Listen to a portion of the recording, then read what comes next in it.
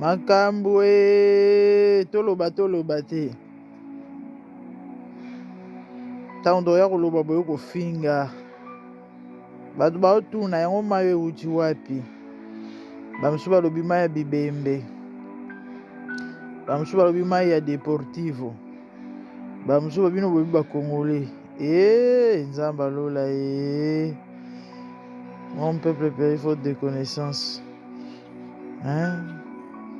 okoko abritire bato mpenza envoûtement plus tande basali milongo makambo ngai que Dieu nous aide nzambe vraiment songa biso pasi na motema nzambe abimisa baoyo ayaka akangola mpenza baoyo aye abimisa londi ye mpenza bameme bazomema na boucherie bakende koegorge muchenga l'homme de turbo muchenge komi ya boye nde nini vie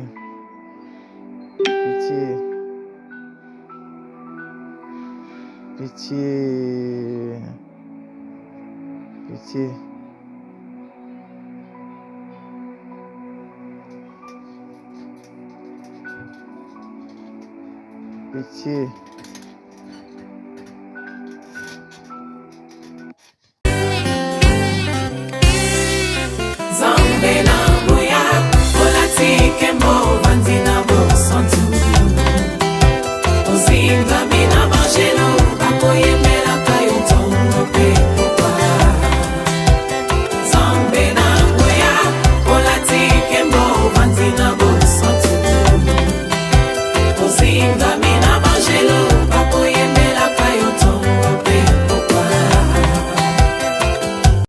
MDG TV, une chaîne Went pour la cause de Christ.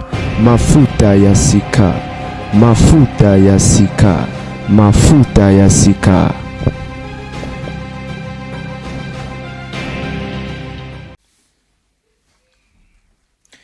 awa lobi te mais soki ezalaki makambo mitakala olinga koloba mingi Seigneur Jésus donc la référence na yango mitakala bomoni makambo provocation 2026 naloba ina koloba na ngai te na lingi na ngai te oyo te fona loba kaka nameki kolobaka ebandeli ya ne bandeko botanda yindeli ngai awa bato momo pose bavideo na ngai bafoto na ngai bafingaka ngai mpona kodéfendre Ketia la vulnérable la pauvre fille enceinte mokili momema bani kolapide ye ndumba zemi ya mobali na ye te me lelo mobali yango atelemi alobaki zemi wana eza ya ye sikoyo ofingo bofingifingi ngai mpona kodéfendre mwana wana nzambe akofuta bino lobaka nga na osala mabe sikoyo so na poste video ya paster walo muchenga l'homme de turbo akomelisa bato soki ya mai soki ya nini bandeko bato mosusu balobi mai ya bibembe nga nayebi te bato mosusu balobi masuba nga nayebi te na poste ka bomona bojuge bino moko siko ndeko osusu aye oso ozali mambo mitakala nde nalobi oyo nabokoloba ok problème te naloba kola bino bolinganga naloba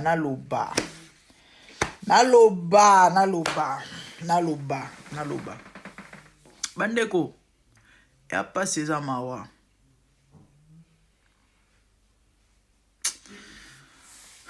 na bandela wapi ya na bato ebele bazokamwa parce que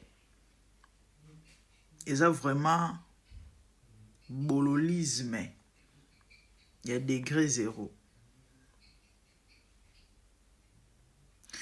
et au fait po bato bakoma na niveau wana nalobalaka binongo mikolo nyonso ezalaka envoûtement na explique bino envoûtement esalaka onde moto wana kwiti ya masanga bazoloba no eloko ya mabe yo omona ngo malamu bazoloba biso oyo eza bien yo omona ngo mabe c'est comme ça na auto postele bino vidéo moko quelques jours passés ya pasteur vidéo wana ezaka émission na ça on est passé mais malheureusement bizarrement vidéo on nzokande est bloqué na loba maman moto na vidéo wana mais tellement oumel na oyeba te maman se rappeler na loba te à partir de 6e minute vidéo wana est bloqué et à monde na meka ko relanda ba vidéo nanga ne ko réaliser OK vidéo wana ezaka bloqué bon dommage que na tchai quand même une bonne partie bat balanda ki il y a quelques jours m'a posé une vidéo wana évangéliste qui s'est mis na va poser une question. Ce qui arrive à par rapport à mambo tozo kana tozo mona va proposer mambo yo tozo mona puis tozo yoka va passer ba mona bambongo va passer ba tongi ba tongi ba église minene va passer ba zo tambola mituka ya ba ne bolimbisa va passer baza ko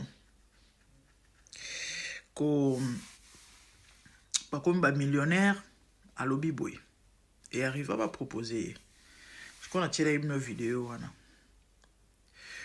ba e mutumo ayela na bureau a uta côté ya évangile s'examine nous a passé harmonie nous mozala mbongo te on a bandi mona mbongo te to peso 3 millions de dollars pour ton église de atuna ki en contrepartie ani non biso to banaka ko zo bandimi siko eloko nini le kaka c'est important à mentionner le wana pour comprendre eloko nini le kaka passer à sali pacte na monde à ténèbres, ok? Et là ali bosso.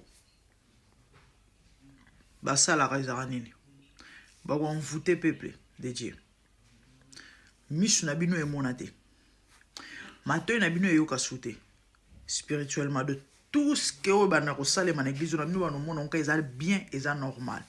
Le boza na ngolu nzama fungolo misu neti ndeko ma uta okomelanga inbox mama na pesi mbota ba big grand dame ngala sambela na banda ko sambela na église ya pasteur Walera Mwasi na e et na bima parce que juste après liwa ya Mwasi na e na mona ba révélation ba ndoto moko bilo eza esalanga somo pendant que je te parle na longwa comprendre ndeko moko a zwaki vision révélation na uta ko chango des jours sur pasteur wana na passer mususu ali bandi ya mwindo wa sala a pesa ba professeur ko kisa marate wana na cha ona tina na YouTube na cha na TikTok na chepe na YouTube a mesi ona yozaka ke bato bele ba komisa nzambe bato bele ba bene mais ba mvute bazanga raté yala bato mo ba komi ba message moko bandeko na commentaire ouf bo comprendre que non bato bele ba musika bana molili na molili ya ko sakana te eza na message moko et singa pas cité mais et c'est qui singa na ko se ki sabande ko bozela na tangela bilo ma mutu mo akomi na commentaire na vidéo wana en même temps nazo continuer ma na bande ko loba na bosani to OK na linga ko zo ba exemple ka pour na faire réfléchir bato ya mbo moni na zaso na zo loba quand on zali comme na gauche on zali comme na droite na zala bon pour na faire raisonner bato OK na bande ko loba bandeko ba mvutaka e peuple de Dieu ba mvutaka bandimi OK de façon que mamutu e bana ko sala mamino mona normal bozo normal mais ça mamboza normalité so so ngolumi se fungwami mato e fungwami no comprendre que c'est que ça malamu te ngala sambela na église moko passer on a bana na e bien parce que nga pona que l'église na lotai na mona la vision passer wana likoloka ya kokotoyer ya on a eu nazo pesa conseil nazo benda mato etala ministère ya moke ministère ezokola te ozana besoin ozana appel ba nzamba bengo ozoluka oyeba ndenge ovandisa ma kende ko sambela tuna nzambe na sa ndenge nini muto ke no koluka ya ko edeyo aparine yo o nini on machin surtout so o moni ke non dire ma bozo ke no malamu généralement baza bato basi ba bebisi na nzambe et aroye biso vérité te et pas ya ko bebiso passer wana azalaki un mois ko le gâté fois ben sa muto ko te en église na un mois ko le gâté fois ben sa passer donc abane tellement ko sangisa ko je sais pas tellement peut-être pour abane ma mbusika alinga ki so ipe nini soki ndenge nini bande ko ti ba initiation généralement et ça les maka généralement ba initiera batou inconsciemment so boye baraté yes au sutuka ko si côté na kata mambongo généralement à part bato yo bon ayebi na nzambe te consciemment Bon, déjà, mon toi, bon, pas inconscient, ok? Parce que ça avec là, ça envoûté. Il m'a dit que tu as loge na kesi ba kisi na mais ça bateau belé ou ba initiera bango. Net ba passer belé, ba zo ba on a ba piège. Aye ba raté. Que mambo o ba o côté to benzelo ba o l'action na eza molile. A surtout ki ka ke malheureusement au sur côté na kato bimate.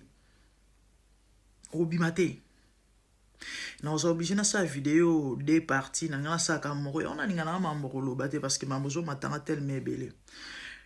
Et na église wana muko mususu na lala nzamba suma ngai. Bref, banga bato bolanga miso. Passer moko to sola ne mingi na Congo bisinga mama pendant que to sola. Na mona bali bato ba olinga bato bolo miso. Tant apesi nga message wana comprendre ki parce que ça bando to banda ko zo po tant on comprendre bomba mo misusu. Muko muso na va na ngate. Na ndoto mona lotara ya bien te. Na yebisa mo pasteur. Nzo ande pasteur si aza sunenge morote. Bandaka wana ando linganga sute ya kumotala de mauvais œil. Bref, tinande na lungwaka, c'est comme ça. So za mutu miso zo mona, ba o se rassurer ba bomo miso. Donc en fait ba on vutaka batu. Ba avec les bino ba kanga bino matoi. Bo comprendre le côté bo mona te bo yokate. Lo bo za vraiment ngolo. Nde ya bo moni bandimi wana. Ata ba ebisi bango ke il faut bolia nie ba kolia. Une fois na olika na TikTok na moni passer moi nigérien déjà prophète mais akanga basuki kanga basuki maboko wana batu ba holande pe belé ana forme ba pedolo o ya ko samba te na elobeli na forme na bande au moins si akosa mais batu ba holanda yi abi si batu lobi chaque temps ozola muka il faut ko sukola elongi na masuba elongola ka masque. Na mona ba commentaire penda ba tout prophète merci tant na sala ki yango na mona ki ba signe na mona ki loboko nzambe en fait c'est ça masuba donc mutu wana lobi ba ko ebise liani akolia la na la deuxième vidéo la famille na continuer la vidéo ba zo melisa bandi mima ya bibembe voilà en tout cas bolimbisa ngai eza ndenge bat bazolo ba musuba lobi masuba ande obulimbisanga na otomela appetizer na nomela mingi na zemi na munya na shop bon ongana no sumeza mingi milanya minene oyo eza pona opesa mutu ka posa mindele baza ndiba ndoki moboy na milona nostalgie ya zemi na yuka ngona no sumeza na go na ndoka ngona zemi eza ngai olimsanga ya on est la melaki de na sala renvoi na bana loba avant na bakisa na lobelo moko na je suis prophète, je suis dans les prophétiques, ok? C'est vrai, en termes et directifs, Dieu peut orienter et dire à l'homme de Dieu, poser acte sur l'auto salé le resongolo, ok? Mais toujours est-il que Satan, quand il va bien les singes de Dieu, a copié toujours Nzambe, mais oh, il rêvé ça toujours. Sans un discernement, on comprend une autre, oh, viété, au voisin, au père au voisin. Ok? Na kota na pesa ba détail était parce que il y a un ngonga. Ou to elo te ba nigérien, mama e na vidéo mo je connais au na YouTube. Passer au sukule longi na makolo. Je crois na makolo, ce qu'on m'a wana on est bandimi bazozwa. Et na mo musu 3 ans passé plus ou moins. Et ningisa réseaux sociaux, on a posté on a Facebook nanga. Passer à côté na kata tuk ya mai bo ba tuka minene ba mai passer à côté na kata sukoli abimi bandimi sko ba otoka mai wana bazo mere puis bazo sukola. Dieu ne peut pas faire ça. Dieu ne peut pas envoyer son serviteur de Dieu au sa gloire mutindo. Ndama za zo bate. Ndama très intelligent, ndama za maele. L'instruction ou te pas nzambe, OK? Et na mona mususu ka ba Nigérien. Pour ba champion. Oh to mona na Congo zelo te. Passer à Zuma et Chena Monote. Score boki no bandimi na bilongi. Na bane roloba, na mobile matinga mbala mona epte son roloba nini na roloba te, mais na ça l'effort, na le besoin essentiel. Je parlais de l'envoûtement, ok? bandimi ebele bandimi oyo bazana ba église ba pasteur basimi bakisi bazaka mfute yango moni akoya kofinga na commentaire kofinga to so alanda pasteur on atana musika akoma fan nae déjà ba envoûtement on ezwaye parce que pour votre information ezaka raté bandimi bazana kata ba église na bango o nyonso alandaka ye so esprit faible ba konvoûter mon apesa bino ba exemple na ba témoignage ezate parce que naza nango alors bango na bazara victime et bango na bambeka OK ya komi na mbongo ya zozwa ya zokumba mituka ye azomata bino boko leka mbeka bato musu ba kokufa musu ba utiliser ba étoile misusu bino bozo kauka bazo pauvrir bino en fait c'est ça ba pasteur a Congo ya minene wana toyebi o ba memela biso évangile ba tata mikolo bazo déjà ba baptême kala ba pesi biso ba baptême bizarrement ba o ba kota kabal ba kena ko batela bandela baptême na Jourdain bato belé ba pasteur belé ba mambo na oloba ba pasteur a Congo belé ba kena ko bandela baptême na Jourdain ba kena ko zindala ma ya Jourdain ba kena ko zo baptême ba kabaliste je parlais sur l'initiation. Bah pasteur bien bazo on a mis tambo. OK? Parce que l'initiation ça m'a mis inconsciemment. Tu vas pas réaliser au sutuka pourquoi parce que ça t'en a yebi que sans comprendre au nimato au lingate. Ça t'en a regardé c'est moi le diable. Non. La Bible dit il se déguise en ange de lumière. OK? Alors c'est déguisé. Alors voyez, après ça bino mystère il y a lycée Saligoro ya crapo au moins ligoro hein so zui mai utie yango na moto ezotoka osimbi ligoro na maboko o viser au bois qu'elle dina na mayo na ordinateur au sauter au sentir chaleur ba vapeur wana au sauter mais so zui mai ya pio hein to mai normal utie na nzungu ozuli gorodo o lâché na kati a se retrouver a sepela pour les goro alinga mai température wana mona eza normal a sukola na mai siko so nzungu wana oke maton likola moto OK bandozo moto malembe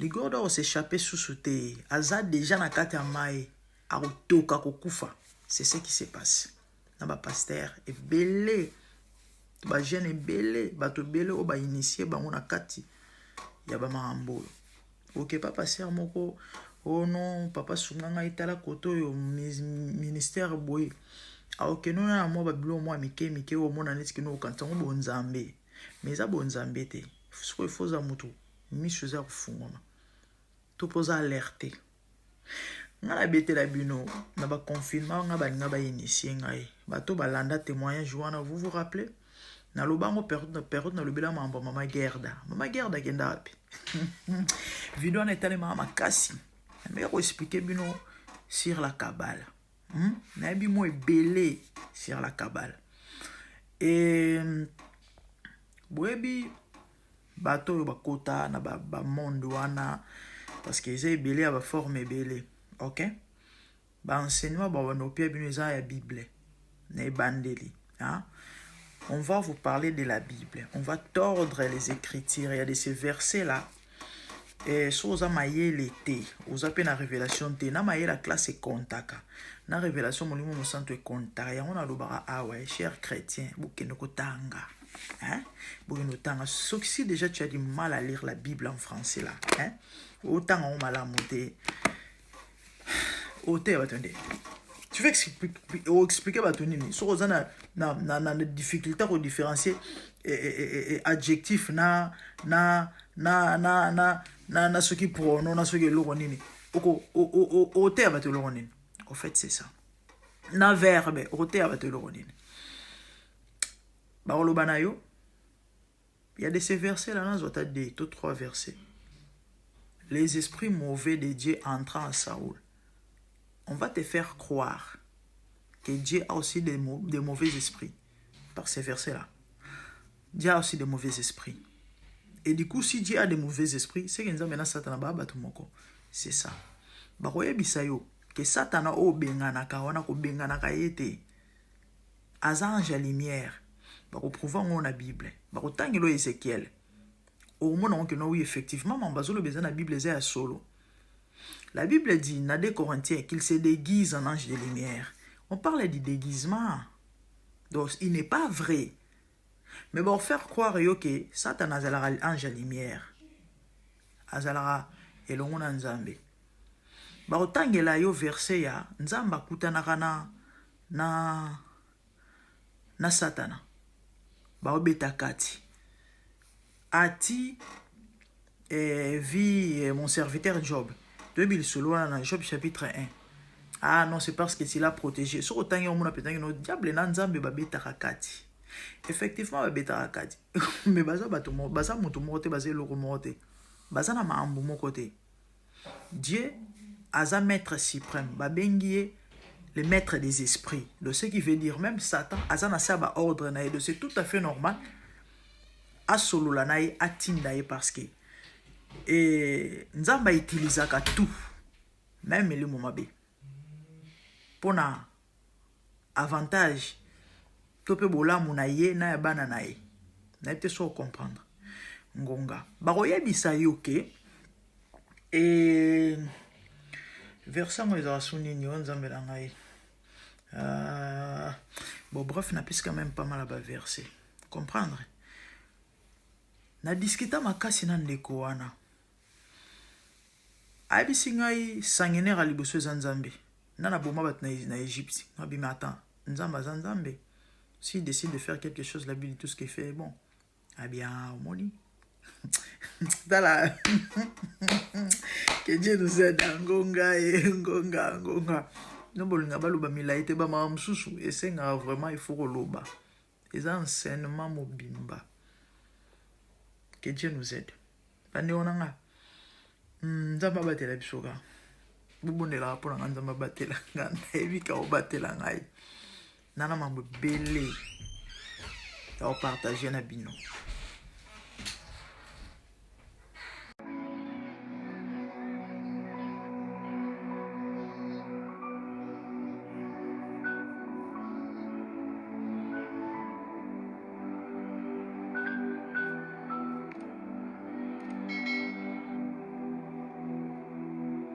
Makambo toloba te tando ya koloba boyo kofinga batu baotuna yango mayo euti wapi bamusu balobi mai ya Bibembe bamusu balobi mai ya Deportivo bamusu babino bobi bakongole Nzamba lola mon peuple périt faute de connaissance hein. On va abritir bato penza envoûtement plus tande basali milongo makambo ngai que Dieu nous aide. Nzambe vraiment songa biso pasi na motema Nzamba abimisa ba oya ya kangola akangola penza ba oya ya bimisa donde penza ba même bazo na boucherie bayine ko igorege aish muchenga l'homme de turbo muchenge komi ya boende nini vie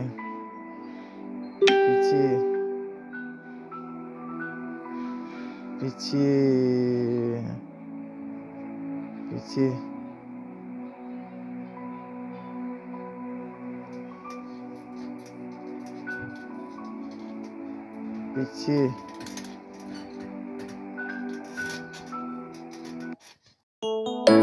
Je vis le Seigneur assis sur un trône très élevé, et les pans de sa robe remplissent les temples. Les séraphins s'étaient au-dessus de lui et criaient l'un à l'autre, disaient Saint, Saint, Saint est l'Éternel des armées. Toute la terre est pleine de sa gloire. Dans les cieux des cieux, là où vivent les rois, il y a des créatures qui l'adorent et les louent. Dans les lieux célestes, là où règne mon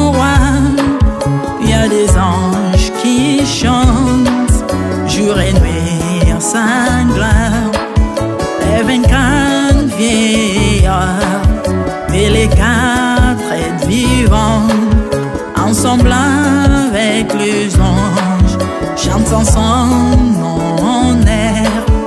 Ils ont réussi l'ordre d'adorer les rois, car il est l'unique, le seul vrai Dieu. Seigneur, reçois favorablement les paroles de ma bouche, car les portes furent ébranlées dans leur fondement par la voix qui retentissait, et la maison s'était remplie de fumée. Glorifie-toi. Dans les cieux, sur la terre, même sous la terre, toute langue confesse que Jésus est Seigneur, car il est élevé au-dessus de toutes choses, et son nom est au-dessus de tout nom. Jésus, je m'avance devant toi, oh mon Dieu, mon roi, unissant ma voix avec ceux des anges, en jetant nos courants et des coups pleins de parfums odoriférants, nous rendons plein rêve.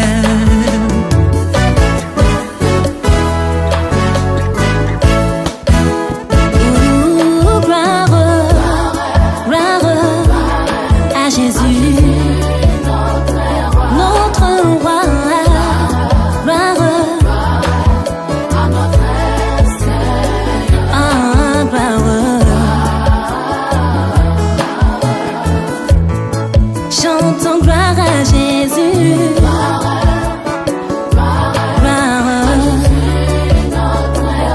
Notre Seigneur, gloire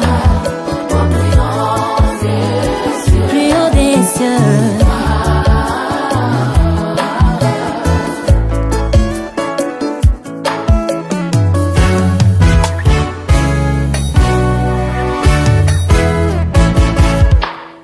Il est beau d'annoncer les matins ta bonté. Voici mon sacrifice, la louange de ma bouche, les fruits de mes lèvres qui confessent ton nom en poussant des cris, car tes œuvres sont grandes.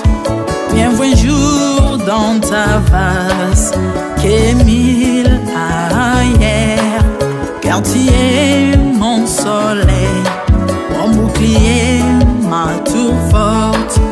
Tu me donnes la force du bif, tu m'arroses d'une huile fraîche.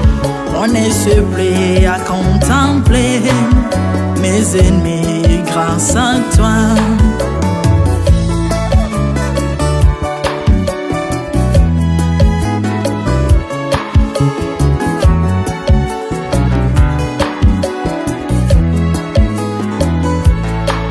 Je prospère dans tes parvis, je porte des fruits, même dans ma vieillesse, plein de sève verdoyant, comme le palmier les justes croissent, et s'élèvent comme les cèdres du Liban plantés dans les jardins de Dieu. Dieu des vengeances s'élève pour venger mes ennemis.